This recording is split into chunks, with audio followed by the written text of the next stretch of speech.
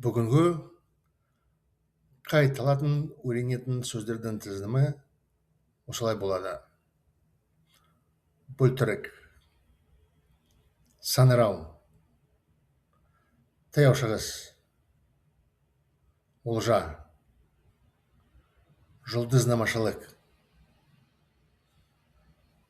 сүйену, өрескел кәте, сауық, бас аяғы. Қазір сөздердің тізімін орыс тіліне оқимын. Тыңдаңыздар. Волчонок, глухой, Ближний Восток, добыча, астрология, операция, грубая ошибка, развлечение, всего-навсего. Сөздердің тізімін алып, шығармамды жазамын. Күтіп тұрыңыз.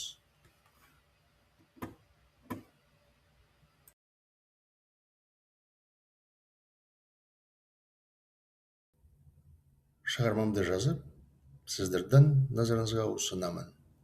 Тыңдаңыздар. Балалар әңгімелі судья.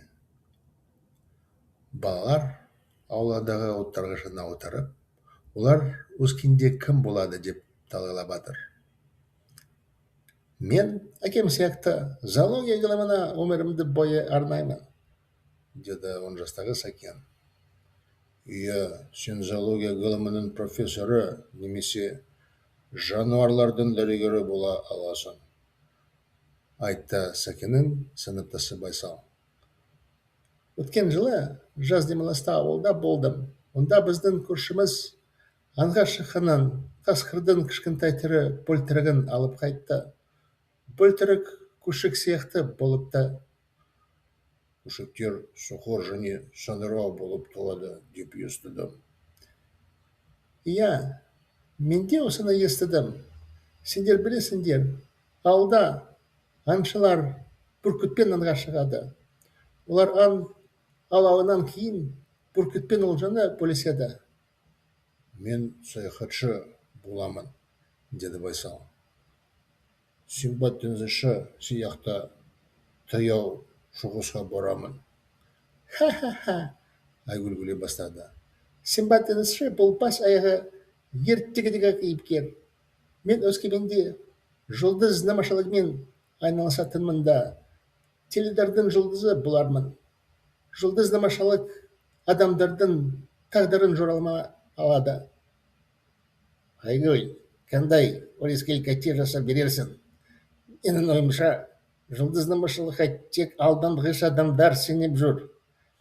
Қазіргі заманда адамзат ғылымға сүйенеді, деді ағалды 12 жастағы Аслан.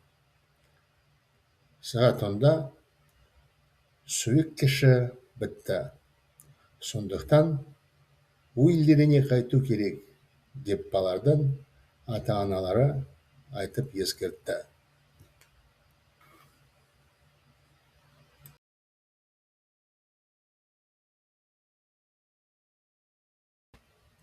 Келесі жаттығу синхрон аудармасын тырысайық. Тыңдаңыздар. Детская беседа. Дети, сидя на скамейке во дворе, обсуждают, кем они станут, когда вырастут. Я, как мой отец, посвящу всю мою жизнь науке зоологии, сказал 10-летний Сакен. Да, ты можешь стать профессором зоологии или ветеринаром, сказал одноклассник Сакена Байсал. В прошлом году на летних каникулах я был в ауле. Там наш сосед вернулся с охоты с живым волчонком. Волчонок был похож на щенка. Я слышал, что щенки рождаются слепыми и глухими. Да, я тоже это слышал. Вы знаете, в ауле охотники ходят на охоту с беркутом. После охоты они делят добычу с беркутом.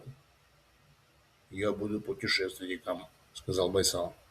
Поеду на Ближний Восток, как Синдбад-мореход. Ха-ха-ха-ха, начала смеяться Айгуль. Синдбад-мореход– это всего лишь персонаж из сказки.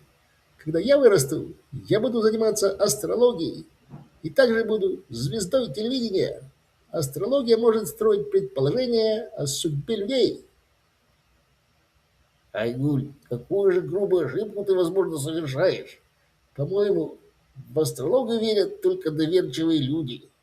В наше время человечество полагается на науку, сказал умный 12-летний Аслан. В 10 часов веселый вечер закончился, поэтому родители позвали детей. Пора возвращаться по домам.